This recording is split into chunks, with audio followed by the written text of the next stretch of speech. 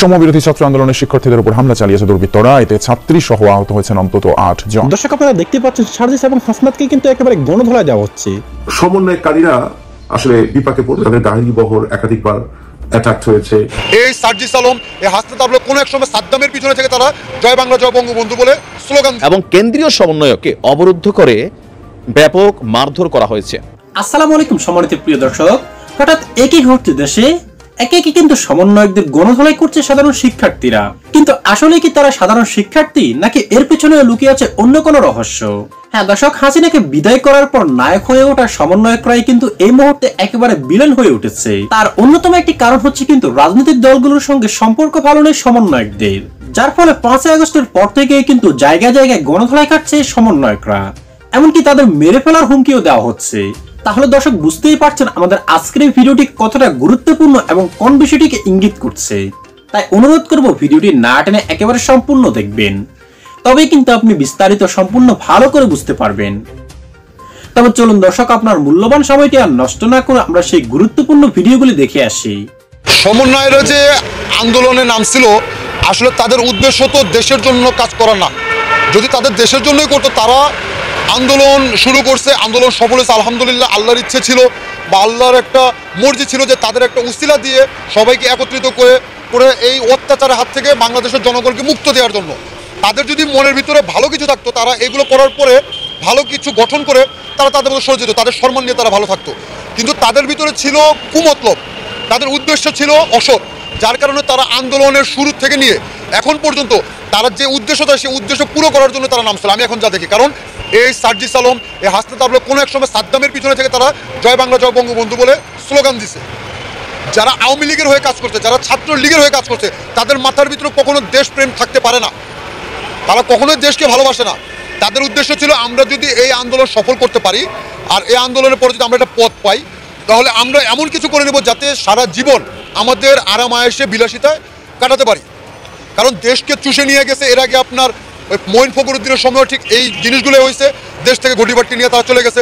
মঈন ছিল এই master mind.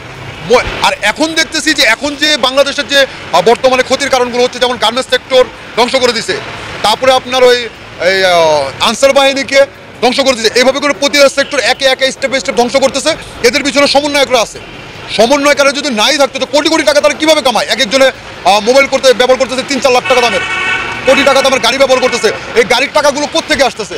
আমি বলতে চাই আমাদের টাকা দিয়ে তারা করতেছে। তাহলে তাদের যদি বিলাসিতা জীবন দেওয়াটাই ছাত্রদের উদ্দেশ্য থাকতো, তাহলে আপনারা বলতেন যে হ্যাঁ, তাদেরকে বিলাসিতা করার জন্য আমরা রাস্তায় নামছি। আবু সাইদ মারা গেছে তাদের বিলাসিতা দেওয়ার জন্য না, মুগ্ধ মারা গেছে তাদের বিলাসিতা দেওয়ার জন্য না। যে দেশ গঠনের জন্য তারা শহীদ হয়েছে, সেই দেশ এখনো হয় নাই। আমি সবার কাছে অনুরোধ করব, এখনো সময় আছে, কেননা কিছু জিনিস আমি ইলিয়াস ভাইয়ের কাছে একটা বার্তা দিতে চাই। যদি আমার কথাটা ইলিয়াস ভাই পর্যন্ত যায়, ইলিয়াস ভাই একটাবার শুধু আপনি দেশে আসেন, কিংবা ওইখান থেকে ভালো একজন লোক বাছাই করেন যে আপনার প্রতিটা ইনফরমেশন, যারা এই বাংলাদেশের ভিতরে রয়ের হয়ে কাজ করতেছে, যারা এই দেশের ভিতরে ভারতের দালাল হয়ে কাজ করতেছে, আমি ওয়াদা করতেছি আমি তাদের বিরুদ্ধে করতে হয় মামলা করবো, কেস করবো, আমি একা তাদের বিরুদ্ধে লড়বো, যদি আপনি আমাকে সাপোর্ট দেন। যদি আমার কথাটা আপনার কান পর্যন্ত যায় ইলিয়াস ভাই, আমি আপনার কাছে রিকোয়েস্ট করতেছি, দয়া করে আমার একটাবার বলেন যে হ্যাঁ, আপনি আমার পাশে আছেন, আপনি আমার সাথে আছেন। আমি কোথায় মামলা করতে হবে, কোথায় কি করতে হবে, তাদের বিরুদ্ধে আমি একা লড়বো। মার খেতে হলে মার খাবো, যদি দেশের জন্য মরতে হবে সেটাও রাজি আছি। শুধু একটাবার আমার সাপোর্ট দিন, আমি একা প্রয়োজনে তাদের বিরুদ্ধে। কারণ বাংলাদেশের ভিতরে এবং হলো গিয়ে ভারতের দালালদের এখানে রাজত্ব করার জন্য আমরা কষ্ট করি নাই। এতগুলো লোক শহীদ হয়েছে, এতগুলো লোক আহত হয়েছে এই দুর্নীতির জন্য। তো সবাই আমরা রাস্তার ভিতরে এত কষ্ট করে আসিনি, এতগুলো লোক শহীদ হয়নি। ওই কষ্টগুলো করছিলাম দেশটা ভালো রাখার জন্য, ভালো থাকার জন্য। আজকে টাকার বিনিময়ে আসিফ নজরুল তার চাচা শ্বশুরকে পার করে দেয়, টাকা দিয়ে আপনার ওবায়দুল কাদেরকে পার করে দেয়। এখনও বাংলাদেশের ভিতরেই সেফ জায়গায় আছে ডিবি হারুন। ডিবি হারুন বাংলাদেশের মানুষকে আয়না ঘরে পাঠাইছে। যে ডিবি হারুনের পরিকল্পনায় অনেক গুম খুন হয়েছে, সেই ডিবি হারুন এখনও উত্তরের ভিতরে সেফভাবে আছে। কেন? আর সেই ডিবি হারুনদের নাকি শুনলাম যে স্বয়ং প্রোটেক্ট করতেছে সরকারি কর্মকর্তারা টাকার বিনিময়ে। তাহলে ডিবি হারুন যদি টাকার বিনিময়ে সেফ থাকে, এরকম অনেক আওয়ামী লীগের নেতাকর্মী আছে যারা টাকার বিনিময়ে এখনও দেশের ভিতরে সেফ হয়ে আছে। আমরা যদি এখনও চুপ হয়ে থাকি, আগামীতে আমাদের মৃত্যু নিশ্চিত। এটা সবসময় মনে রাখবেন। যদি এখনও কেউ এর প্রতিবাদ না করেন, আমাদের অতীতে যেমন মরছে তার চেয়ে ভয়াবহ মৃত্যু আমাদের সামনে অপেক্ষা করতেছে। একটু অপেক্ষা করেন, 100% আমি বলে দিচ্ছি। এই কথাগুলো বলতেছি শুধু আমাদের ভালো থাকার জন্য। সমন্বয়কারীরা আসলে বিপাকে পড়বে, ডক্টর ইউনূসও বিপাকে পড়বেন, এতে কোনো সন্দেহ নেই। ডক্টর ইউনূসের বড় শক্তি হচ্ছে এই ছাত্ররা, জামাত এবং তাদের দোসররা, এবং অপরদিকে ছাত্রদের বড় শক্তি হচ্ছে ডক্টর ইউনূস। কারণ ডক্টর ইউনূসের প্রতি মানুষের এখনো আসলে একটি সহমর্মিতা আছে, ওনার প্রতি এখনো রেসপেক্ট আছে, এবং ডক্টর ইউনূসের বড় শক্তি হচ্ছে পশ্চিমা দেশগুলো। তাই ডক্টর ইউনূসের পজিশনটা একটা স্টেবল। তো যে ভয়ঙ্কর সিচুয়েশনের ভিতর দিয়ে আমরা হাঁটছি সেটা হচ্ছে ডক্টর ইউনূসের পতন হলে দেশের পরবর্তী মূল দায়িত্বে কে আসবেন সেটা কিন্তু এখনো নির্ধারিত হয়নি। সুতরাং সেটা একটি ভয়ঙ্কর পরিস্থিতিতে যাচ্ছে। কারণ ডক্টর ইউনূসের মৃত্যু হলে, ওনার বয়স 85, উনি ওনাকে এটা নিয়ে যেতে পারে, তখন দেশের কি হবে? কন্টিনজেন্সি কোনো প্ল্যান নেই আমাদের। অপরদিকে এই সময় পরিক্রমায় আমরা অনলাইন অ্যাক্টিভিস্টদের ভিতরেও দেখেছি যে তাদের ভিতরে একটি সময় আস্তে আস্তে ডক্টর ইউনূসের বিরুদ্ধে যারা যেতে শুরু করেছে তারাই আসলে একসময় শেখ হাসিনার পতন চেয়েছে, এই সমন্বয়কারীদের সমর্থন করেছে, এবং পরবর্তীতে তারা এখন যেমন আসিফ নজরুলের বিরুদ্ধে অনেকে গেছে। অথচ আসিফ নজরুলের প্রথম থেকে আমি আপনারা জানেন আসিফ নজরুলের সপক্ষে আমি কোনোদিন ছিলাম না। তাই আসিফ নজরুলের ব্যাপারে তারা এখন দেখছি তারাও আসলে উঠে পড়ে লেগেছে। কিন্তু এটার কারণটা কি? মূল কারণ হচ্ছে যে তারা দেখতে পাচ্ছে যে জামাত দুর্বল হতে বাধ্য সামনে। 31শে ডিসেম্বর তারা যে ঘোষণাপত্র দেওয়ার কথা ছিল, সেই ঘোষণাপত্রের মূল উদ্দেশ্যই ছিল যে তারা আমাদের সংবিধান ছুঁড়ে ফেলে দিতে চায়। সংবিধান ছুঁড়ে ফেলে দিয়ে কোনোরকম মুভমেন্ট করা সেগুলি রাষ্ট্রদ্রোহিতার শামিল, এবং সেখানে আসলে কোন অবস্থাতেই আমাদের বাংলাদেশের মূল রাজনৈতিক দলগুলো সমর্থন দেবে না। জাতীয় পার্টিকে তারা হুমকি ধামকি থ্রেট দিয়ে তারা অনেকটা কোণঠাসা করার চেষ্টা করেছে, তাদের অফিস আক্রমণ করেছে, এবং সেই সময় বিএনপি এটাকে ধিক্কার জানিয়েছিল। বিএনপি তো প্রশ্নই ওঠে না মুক্তিযোদ্ধার দল হিসেবে এই 4টি মূলনীতির বিরুদ্ধে যাবে, সুতরাং বিএনপি সমর্থন তারা পাচ্ছে না। মনে রাখতে হবে যে শেখ হাসিনার পতনের সময় বিএনপি কিন্তু একটি বড় ভূমিকা পালন করেছিল। তাই বিএনপি কিন্তু সরাসরি কোনো অবস্থাতেই এই 72 সংবিধানের বিরুদ্ধে যাবে না, যেটা কিন্তু সমন্বয়কারীরা 31শে ডিসেম্বরে প্ল্যান করেছিল। তাহলে বিএনপি সমর্থন নেই। জামাত সরাসরি 72 সংবিধানের বিরুদ্ধে যাবে না, তাই জামাতও তাদের পাশে স্পষ্ট নেই। কিন্তু জামাত কিন্তু তাদেরকেই তাদের শক্তি মনে করতো, এবং জামাতকেও তারা তাদের ডিফেন্স হিসেবে কাজে লাগিয়েছিল। হাসনাত আব্দুল্লাহ যখন হাসপাতালে নাটক করলো তখনও জামাতের শফিকুর রহমান সেখানে গেছেন, এবং বিভিন্ন রকমের ইসলামিক গোষ্ঠীগুলো তারাও হাসনাত আব্দুল্লাহর সাথে দেখা করেছে গিয়ে। এগুলোতে প্রকাশ পায় আসলে তাদের কে কার শক্তি। আর আওয়ামী লীগ তো প্রশ্নই ওঠে না 72 সংবিধানের বিরুদ্ধে যাওয়া। তাই ধীরে ধীরে এই সমন্বয়কারীরা এখন চরম আইসোলেটেড হয়ে গেছে। এই চরম আইসোলেটেড হচ্ছে ডেঞ্জারাস সিচুয়েশন, কারণ এখন তাদের বিরুদ্ধে সক্রিয়ভাবে বা ওপেনলি যদি কেউ আক্রমণ বলুন, প্রতিঘাত বলুন চালায়, তাদের সপক্ষে কেউ আসবে না। কারণ এই ছাত্ররা, সমন্বয়কারীরা তাদের যে মরাল অ্যাপিল তা তারা হারিয়ে ফেলেছে।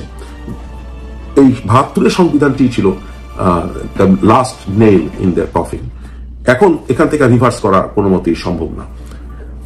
সামনে আমরা যেটা দেখতে পাবো, আমি নিশ্চিত যে সমন্বয়কারীরা আরো কোণঠাসা হবে, তারা কোন রকম প্রোগ্রাম করতে পারবে না, এবং তাদের যে হুমকি ধামকি, তারা তো হুমকি ধামকির উপর দিয়ে চলে আসছে। একেবারে অগাস্টের প্রথম থেকে বিভিন্ন মিডিয়াতে গিয়ে থ্রেট দেওয়া, 15 মিনিটে ফেলে দেবে, শেখ হাসিনাকে তারা ফেলে দিয়েছে, বিভিন্ন হাসপাতালে যাওয়া, বিভিন্ন সরকারি অফিসে ঢুকে পড়া, সচিবালয়ে ঢুকে পড়া, সব বিষয়ে তারা শুধু থ্রেট, হুমকি, আলটিমেটাম, এই কালচার তারা শুরু করেছে, এবং সেই কালচার ছড়িয়ে গেছে।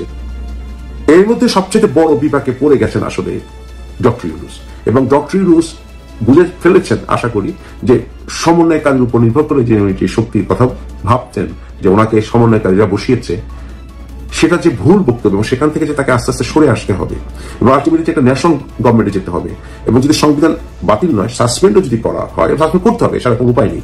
সংবিধানকে সাসপেন্ড করে ডিরেকশন দিতে হয়, তাহলে একটা ন্যাশনাল গভর্নমেন্ট লাগবে, এবং বর্তমানে যে ডক্টর ইউনূসের অধীনে যে সকল উপদেষ্টারা আছে এদের ব্যাপক পরিবর্তন আনতে হবে, বিভিন্ন দল থেকে রিপ্রেজেন্টেটিভ নিয়ে একটি ন্যাশনাল গভর্নমেন্ট করা ছাড়া আর কোনো উপায় নেই, এবং সমন্বয়কারীদের থেকে আস্তে আস্তে সরে আসতে হবে। আমরা আর্মিরও অ্যাকশন দেখতে পাবো সমন্বয়কারীদের বিরুদ্ধে স্লোলি, এবং সেই ক্ষেত্রে সমন্বয়কারীরা কিছুই করতে পারবে না, কারণ তারা জনগণকে ডাকলে আর জনগণকে তাদের পাশে পাবে না, রাজনৈতিক দলগুলো তাদের পাশে পাবে না, জাতীয় পার্টিকে পাবে না, বিএনপিকে পাবে না, আওয়ামী লীগকে পাবে না, এমনকি জামাত ইসলামীও ওপেনলি তাদের পক্ষে এখন আসবে না।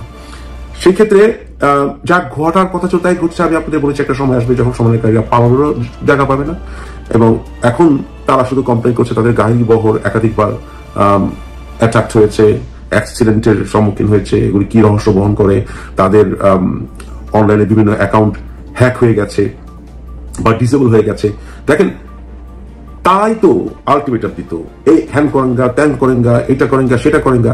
তাহলে তাই যদি হয়, তাহলে এটা তো ইনফ্যাক্ট ডিফ্যাক্টো যুদ্ধ ঘোষণা। এবং তারা যদি এটা করে থাকে, তাহলে আওয়ামী লীগের মতো বৃহৎ রাজনৈতিক দল এবং বিএনপি তারা যখন তাদের বিরুদ্ধে এখন চলে গেছে, তাদের অ্যাকাউন্ট হ্যাক করা, তাদের সঙ্গে পাংখা নেওয়া বিভিন্নভাবে, তাদেরকে বিভিন্ন জায়গায় মারামারির সম্মুখীন হতে দেখা, এগুলি বোধহয় এখন খুব স্বাভাবিক হয়ে যাবে। এবং সমন্বয়কারীদের সেই সময়টি খুব সামনে ঘনিয়ে এসছে, যা আমি আপনাদেরকে অগাস্ট মাসের প্রথম সপ্তাহে বলেছিলাম, তারা পালানোর জায়গা পাবে না। এবং ডক্টর ইউনূস ধীরে ধীরে তাদের কাছে সরে আসবেন। এবং সেনাবাহিনী প্রধান উনি খালেদা জিয়ার সাথে উনি সস্টিক দেখা করা মানে বোঝানো যাচ্ছে যে সেনাবাহিনী প্রধান বিএনপিকে নিশ্চিতভাবে পরবর্তী গভর্নমেন্ট হিসেবে দেখছে এবং অন্যকারীদের পরিণতি অত্যন্ত খারাপ হবে।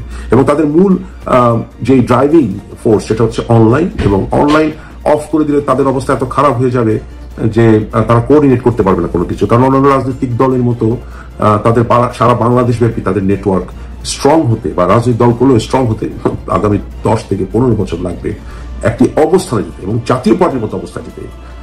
স্টুডেন্ট ইউনিভার্সিটি থাকলে মাস মুভমেন্ট করা যায়, কিন্তু এটা বেশি দিন ধরে রাখা যায় না। ছাত্র আন্দোলন বেশি দিন ধরে রাখা যায় না। ছাত্র আন্দোলন থেকে একেবারে বেরিয়ে এসে একটি রাজনৈতিক দল করা বাংলাদেশে এত সহজ নয়। সম্মানিত প্রিয় দর্শক, ভিডিওতে আলোচিত বিষয়গুলো শোনার পর আপনার কি মনে হয়েছে? দর্শক কমেন্ট করে জানিয়ে দিন ভিডিওতে আলোচিত বিষয়গুলো সম্পর্কে আপনার মূল্যবান মতামতটুকু।